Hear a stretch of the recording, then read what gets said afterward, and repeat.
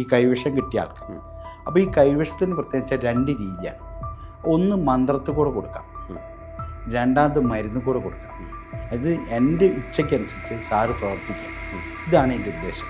ഇത് എങ്ങനെ കണ്ടുപിടിക്കാൻ കഴിയും? കൈവിഷമുണ്ടെങ്കിൽ പല രോഗങ്ങളും വന്നുവിടുമെന്ന് പറയും. അതാണ് സാറ് പറഞ്ഞ മാതിരി അൾസർ, ക്യാൻസർക്കായി മാറുന്നത്. അപ്പോൾ ഇത് കണ്ടുപിടിക്കാനുള്ളൊരു വഴി എന്താ വെച്ചാൽ ഒരുപാട് ലക്ഷണങ്ങളുണ്ട്. ഈ ലക്ഷണങ്ങൾ നമ്മൾ കറക്റ്റായിട്ട് മനസ്സിലാക്കുക എന്നുള്ളതാണ് ഏറ്റവും വലിയ ഭാഗ്യം. അപ്പോൾ ഒന്നാമത്തെ ലക്ഷണം എന്താ വെച്ചാൽ കൈവിഷം. സാർ, എന്താണ് കൈവിഷം? ഒരുപാട് പേര് കേരളത്തിനകത്ത് ഫേസ് ചെയ്യുന്ന പ്രശ്നങ്ങളിൽ ഒന്നാണ് കൈവിഷം. അതെ, എസ്പെഷ്യലി ഈ പറയുന്ന ബിസിനസ്സിൽ നിൽക്കുന്നവർ, അല്ലെങ്കിൽ അസൂയ, ഇങ്ങനെയുള്ള ചെറിയ ചെറിയ സംഭവങ്ങൾ കൊണ്ട് ഒരാളുടെ ജീവിതത്തെ തന്നെ, ഒരാളുടെ കുടുംബത്തെ തന്നെ മാറ്റിമറിക്കുന്ന സംഭവമാണ് കൈവിഷം, അല്ലേ? ഇത് എങ്ങനെ കണ്ടുപിടിക്കാൻ കഴിയും? കൈവിഷമുണ്ടെങ്കിൽ പല രോഗങ്ങളും വന്നുവിടുമെന്ന് പറയുന്നുണ്ട്. സാർ ഒന്ന് വിവരിക്കാമോ? അതായത് ഇപ്പോൾ സാറ് പറഞ്ഞതിൽ തന്നെ ഉണ്ട് കൈവിഷത്തിൻ്റെ ലക്ഷണം. അതായത് സ്റ്റാർട്ടിങ്, അതായത് ഇതിൻ്റെ വിഷയം എന്താ വെച്ചാൽ ഇപ്പം എനിക്ക് സാറിനെ സ്വാധീനിക്കാൻ, സ്വാധീനം എന്ന് പറഞ്ഞാൽ മനസ്സിനെ, അത് എൻ്റെ ഇച്ഛയ്ക്കനുസരിച്ച് സാറ് പ്രവർത്തിക്കുക. ഇതാണ് എൻ്റെ ഉദ്ദേശം. അപ്പോൾ നമ്മൾക്ക് ഒരു സ്വന്തം നിലപാടുണ്ടാവില്ല ഈ കൈവിഷം കിട്ടിയ ആൾക്ക്. അപ്പോൾ ഈ കൈവിഷത്തിന് പ്രത്യേകിച്ച് 2 രീതിയാണ്. ഒന്ന് മന്ത്രത്തിൽ കൂടെ കൊടുക്കാം, രണ്ടാമത് മരുന്ന് കൂടെ കൊടുക്കാം. മരുന്ന് കൂടെ കൊടുക്കുന്നത് വേറെ രീതി, മന്ത്രത്തിൽ കൂടെ കൊടുക്കുന്നത് വേറെ രീതി. അപ്പോൾ ഈ മന്ത്രത്തിൽ കൂടെ കൊടുക്കുക വെച്ചാൽ ഇതൊരു ആഭിചാര മന്ത്രം മാതിരിയാണ്. അതായത് നമ്മളിപ്പോൾ സ്വാധീനമാണ്, വശ്യം ചെയ്യുന്നുണ്ട്, ആകർഷണം ചെയ്യുന്നുണ്ട്, അതേമാതിരി നാശം, അങ്ങനെ ഒരുപാട് സംഗതികൾ ഇതിലുണ്ട്. അപ്പോൾ ഇത് കൊടുത്തു കഴിഞ്ഞാൽ, ഇവരെ വയറ്റിലെത്തിക്കഴിഞ്ഞാൽ പിന്നെ അത് ഇങ്ങനെ അവിടെ നിന്ന് ക്ഷയിക്കും. അതായത് ഇത് വലുതായും കൊണ്ടിരിക്കും. അതാണ് സാറ് പറഞ്ഞ മാതിരി അൾസർ, ക്യാൻസർക്കായി മാറുന്നത്. അപ്പോൾ ഇത് കണ്ടുപിടിക്കാനുള്ളൊരു വഴി എന്താ വെച്ചാൽ ഒരുപാട് ലക്ഷണങ്ങളുണ്ട്. ഈ ലക്ഷണങ്ങൾ നമ്മൾ കറക്റ്റായിട്ട് മനസ്സിലാക്കുക എന്നുള്ളതാണ് ഏറ്റവും വലിയ ഭാഗ്യം. അപ്പോൾ ഒന്നാമത്തെ ലക്ഷണം എന്താ വെച്ചാൽ ഈ കൈവിഷമുള്ള ഒരു വ്യക്തിക്ക് ഒരു നിലപാട് പറയാൻ കഴിയില്ല. രാവിലെ ഒന്ന് പറഞ്ഞാൽ ഉച്ചയ്ക്ക് മാറും, വൈകുന്നേരം പിന്നെയും മാറും. അപ്പോൾ ഒരു ഉറച്ച തീരുമാനം എടുക്കാൻ കഴിയില്ല. രണ്ടാമത്തത്, ഇയാൾ കണ്ണിൻ്റെ അടിയിൽ ചെറിയൊരു കറുപ്പ് വരും, അത് കുറച്ച് കഴിയുമ്പോൾ. മൂന്നാമത്തത്, ഇയാളെ പ്രത്യേകത എന്താ വെച്ചാൽ നമ്മളിപ്പോൾ ഇങ്ങനെ എങ്ങോട്ടേലും പോവുകയാണ് വിചാരിച്ചോളൂ, ആ ലക്ഷ്യസ്ഥാനത്ത് ഇയാൾ എത്തില്ല.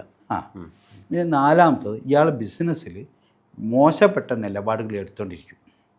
പിന്നെ ഇയാളെ ചുറ്റുള്ള ആൾക്കാർ, ഇപ്പോൾ ഒരുപാട് വലിയ നല്ല നല്ല സ്നേഹബന്ധത്തിൽ കഴിയുന്ന ആൾക്കാർ വരെ ഒരു കാരണമില്ലാണ്ട് വെറുക്കപ്പെടും.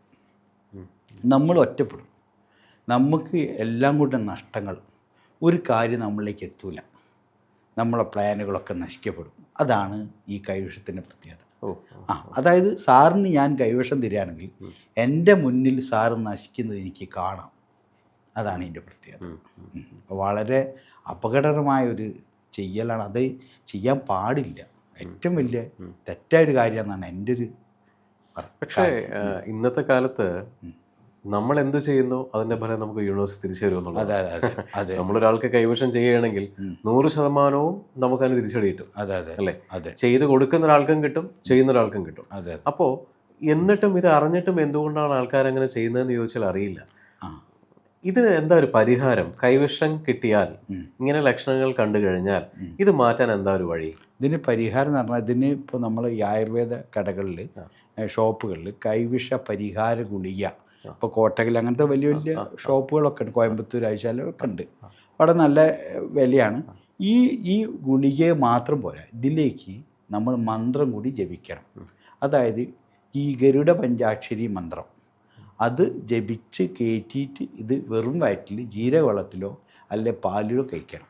അങ്ങനെ ഒരു 7 ദിവസം 14 ദിവസം കഴിക്കുക. ചിലത് ഇതിൽ പോകാത്തതാണെങ്കിൽ മഹാദേവൻ്റെ ക്ഷേത്രത്തിൽ പോയിട്ട് ഛർദ്ദിക്കുക. പിന്നെ ചില സ്ഥലത്തൊക്കെ പല രീതിയിൽ ഇത് എടുക്കുന്നുണ്ട്. ഇപ്പം പിന്നെ വയറിൻ്റെ ഉള്ളിൽ ഉരുളി വെച്ചിട്ട് അങ്ങനെ എടുക്കുന്നുണ്ട്, ചിലർ ഗ്ലാസ്സിൽ എടുക്കുന്നുണ്ട്, അങ്ങനെ പലതും സംഗതികളുണ്ട്. അപ്പോൾ അങ്ങനെയൊക്കെ പല രീതിയിൽ എടുക്കാമെന്നാണ് അത് പറയുന്നത്. പക്ഷേ ഇത് പോകുക എന്നുള്ളത്, അതായത് ഒഴിഞ്ഞു പോകാനുള്ള ഏറ്റവും വലിയ ഭാഗ്യമാണ്. അതാണ് വന്ന് പെടുക എന്നുള്ളത് നമ്മളെ കഷ്ടകാലം. അതാണ് ഏറ്റവും വലിയ സംഭവം. അപ്പോൾ നമ്മളെന്താ വെച്ചാൽ ഇതിൽ ഞാൻ മനസ്സിലാക്കിയപ്പോൾ സാറ് പറഞ്ഞ മാതിരി ഇത് ഉണ്ടാകാനൊരു കാരണം അസൂയാണ്. അപ്പോൾ ഈ അസൂയ എന്ന് പറഞ്ഞ വാക്ക് സാറിന് അറിയാലോ. അതായത് സാറിന് വന്ന സൗഭാഗ്യം എനിക്ക് വന്നില്ലല്ലോ എന്നുള്ള സ്വകാര്യമായ വേദനയാണ് അസൂയ. ശരി. ആരും പറഞ്ഞ കാര്യമില്ല. അപ്പോൾ ഈ അസൂയ എന്നാണ് ഇതൊക്കെ ജനിക്കുന്നത്. അപ്പോൾ ഇതിൽ കൂടെ ഇയാൾക്ക് ഇങ്ങനെ മൈൻഡ് തോന്നുകയാണ് അവനെ നശിപ്പിക്കണം, അവൻ നന്നാവാൻ പാടില്ല എന്നൊരു മാനസിക പ്രശ്നം വരികയാണത്. അതോടുകൂടി സംഭവം നശിക്കുകയാണ്. അപ്പോൾ എൻ്റെ അടുത്ത് പല ആൾക്കാരും ഞാൻ അവരോട് പറയും, നിങ്ങളെ സാമ്പത്തികം, നിങ്ങൾക്ക് എത്ര പൈസ കിട്ടുന്നുണ്ട്, നിങ്ങളെ വരുമാനം എന്താണ്, നിങ്ങൾ എങ്ങോട്ട് പോകണം, നിങ്ങൾക്ക് ഇന്ന് അടുത്തത്, ഇതൊന്നും ആരെയായിട്ട് നിങ്ങൾ ഷെയർ ചെയ്യരുത് എന്ന് ഞാൻ പലരോടും പറഞ്ഞു കൊടുക്കാറുണ്ട്. എൻ്റെ അടുത്ത് വരുന്ന ആൾക്കാരോട് ഇതെന്താ സംഭവിച്ചാൽ ഇതിൽ കൂടിയാണ് പ്രശ്നം വരുന്നത്. നമുക്ക് മനുഷ്യർക്കൊരു തരാറുണ്ട്, എന്തെങ്കിലും ഒരു ഭാഗ്യം വരുന്നത് അത് 4 ആളോട് പറയും.